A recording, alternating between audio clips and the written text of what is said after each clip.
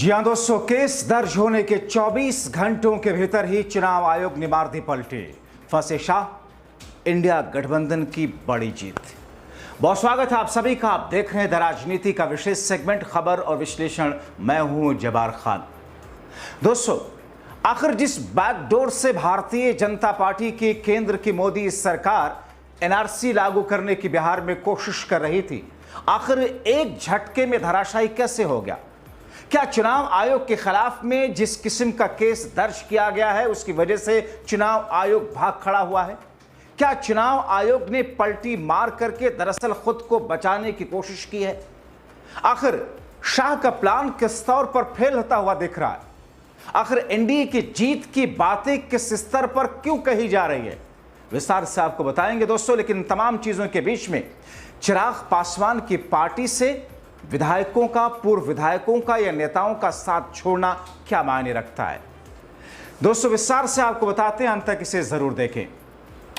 दोस्तों, बिहार विधानसभा चुनाव को लेकर के जिस अंदाज में दोनों ही गठबंधन की कई सारी पार्टियां अलग अलग तरीके से अपनी अपनी रणनीति के हिसाब से जमीन पर अपनी अपनी बिसात बिछा रही, लेकिन इस बीच में कहा ऐसा गया कि चुनाव आयोग के जरिए केंद्र की मोदी सरकार ने एक ऐसी बिसात बिछाने की कोशिश की जिसमें ईवीएम के जरिए तो कहा जाता था 10 से 12% वोटों का हेरफेर हो रहा है, मगर इस बिसात में 30% के आसपास वोटों के हेरफेर की बातें कही गई।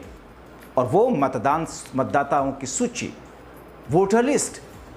देश में पहली बार होने जा रहा था कि साहब चुनाव आयोग मतदाताओं से उनके और उनके माता पिता का प्रमाण पत्र, जन्म तिथि, जन्म स्थान, इन सारी चीजों का एफिडेविट, प्रमाण पत्र मांग रहा था। लेकिन दोस्तों, यह तो ऐसा मामला था जिस पर चुनाव आयोग को कोई अधिकार नहीं है, क्योंकि यह मैं नहीं कह रहा हूं, यह कानून के जानकार कह रहे हैं, यह सुप्रीम कोर्ट के वरिष्ठ अधिवक्ता कह रहे हैं कि साहब चुनाव आयोग को, बीएलओ को ऐसे कागजात मांगना, ऐसे करने का फिलहाल जो नियम है चुनाव आयोग का मतदान सूची में नाम डलवाने के लिए, उस हिसाब से यह एक अपराध है। अगर चुनाव आयोग ऐसा करेगा एक तो एक अपराध है। और एक बड़े वकील ने एफआईआर दर्ज करने के लिए केस भी दाखिल कर दिया दोस्तों। और ऐसी स्थिति में सुप्रीम कोर्ट के वरिष्ठ अधिवक्ता महमूद पराचा ने जिस किस्म का ऐलान किया है कि चुनाव आयोग के खिलाफ, बीएलओ के खिलाफ में हमने केस दाखिल कर दिया है एफआईआर दर्ज कराने के लिए, क्योंकि चुनाव आयोग के पास में ऐसे अधिकार है ही नहीं। मगर दोस्तों, जैसे ही खबर बाहर आई कि चुनाव आयोग के खिलाफ में केस दाखिल हुआ है, एफआईआर दर्ज होने जा रहा है, चुनाव आयोग ने 24 घंटे में पलटी मार दी। क्योंकि जाहिर तौर पर जब कानूनी तरीके से उसकी बारीकियों पर निगाह डाली जाएगी, उसके गुनागणित को देखा जाएगा, तो फिर यह पाया जाएगा कि साहब ये स्थिति तो चुनाव आयोग के जरिए किसी बड़ी साजिश का नतीजा दिख रहा है, जैसा कि विपक्ष कह रहा है।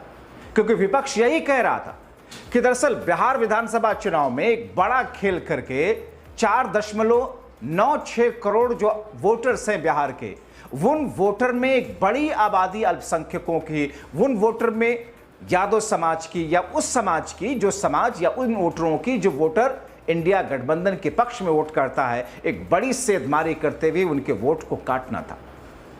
और ऐसे में इसीलिए चुनाव के ठीक पहले, मानसून के बीच में, बारिश के वक्त में, जबकि खेतों में धानों की रोपाई चल रही है, फसल की बैठोरी चल रही है, इस बीच में ये सारी स्थितियों को उत्पन्न करके मोदी सरकार चुनाव आयोग के जरिए दरअसल बड़ा खेल करने जा रही थी। मगर पलट गया, भाग खड़ा हुआ चुनाव आयोग, ऐसा कहा जा रहा है। और अब यह कहा जा रहा है कि चुनाव आयोग ने यह साफ किया कि साल 2003 के जो मतदाता सूची के आधार पर ही इस बार की मतदाता सूची को हम आगे लेकर के बढ़ेंगे, और उसको पब्लिश भी कर दिया अपनी वेबसाइट पर। यानी कि जो चुनाव आयोग ये कहता आ रहा था कि नहीं, आपको दिखाना होगा 1987 से पहले आपके माता पिता का बर्थ प्लेस कहां पर था, जन्मतिथि क्या थी, उसको दिखाना होगा। उसके बाद फिर आपको दिखाना होगा 2004 के बाद की भी स्थितियों में दिखाना होगा। वही चुनाव आयोग भाग खड़ा हुआ केस दर्ज होने के बाद में। सुप्रीम कोर्ट के वरिष्ठ अधिवक्ता के जरिए जो बातें कही गई कि केस डाल दिया है और ऐसा अधिकार चुनाव आयोग के बीएलओ का हो ही नहीं सकता, एक झटके में सारी बाजी पलट गई दोस्तों। तो एक तरफ जहां पर मोदी और शाह को लेकर के यह कहा जा रहा था कि चुनाव आयोग के जरिए जिस अंदाज में बैकडोर से बिहार में विपक्षी पार्टियों के वोट को कट डाउन करने की बड़ी स्तर की कोशिश की जा रही थी, अब चुनाव आयोग 24 घंटे में उसे पलट गया। जाहिर तौर पर एनडीए बीजेपी के लिए अगर वाकई ऐसा था तो फिर एक बड़ी बौखलाहट है।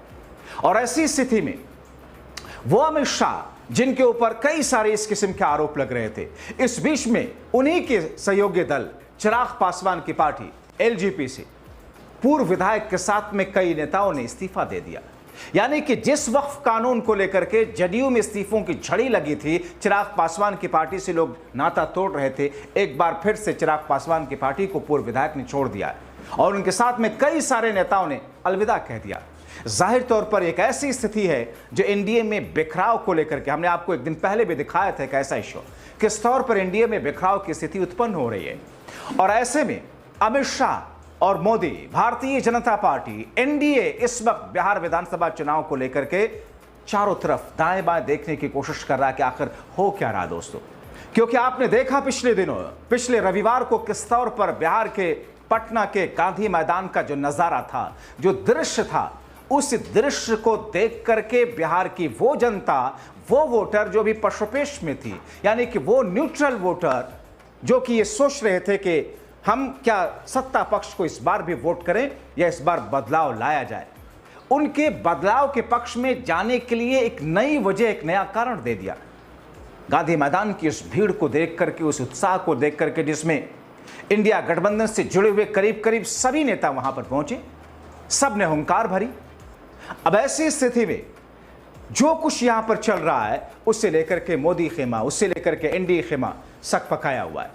बिहार का युवा नौकरी चाहता है, इस सरकार का नौटंकी नहीं चाहता है। अब हमारा बिहार का नौजवान दूसरे राज्य में इस सरकार की विफलताओं के चक्कर में दूसरे राज्य में जाकर के नौकरी हो, शिक्षा हो, चिकित्सा हो, इसके लिए भटकने का काम नहीं करेगा। ये सरकार नकलची सरकार है, इनके पास कोई विजन नहीं है, इस सरकार के पास कोई रोड मैप नहीं है। जात पात धर्म से ऊपर उठकर जिस दिन बिहार का 8 करोड़ नौजवान एक साथ जागेगा, उस दिन ये जो निकम्मी सरकार ये भाग खड़ी होगी। तो इनके जुमले जो है बिहार की जनता कूड़ेदान में फेंक दिया है। अब इनका जुमला बिहार में चलने वाला नहीं है। हम लोगों को नीति भी बनाना है और युवाओं को नेतृत्व भी करना है। 3 लाख से भी अधिक रिक्त पद था शिक्षक का, वो तो तेजस्वी आया 17 महीने तो 5 लाख को शिक्षक को नौकरी देने का काम किया। आपको पता है देश में सबसे ज्यादा सरकारी स्कूल में ड्रॉप आउट सबसे ज्यादा बिहार में है। सब बिहार का लड़का लड़की सब स्कूल सरकारी छोड़ करके भाग रहा है। आपने इनको 20 साल से आपको केवल 20 महीना दे दीजिए, बस केवल 20 महीना।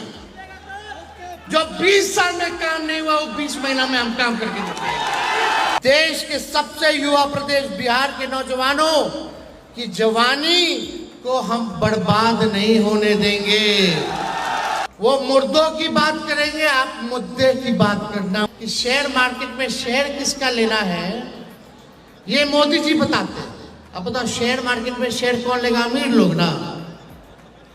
कभी प्रधानमंत्री जी गरीबों को सलाह दी है कि गरीबी कैसे खत्म होनी चाहिए, बेरोजगारी कैसे खत्म होनी चाहिए, पलायन कैसे खत्म होना चाहिए? जब हमारी सरकार बनेगी तो युवा आयोग का गठन कराया जाएगा।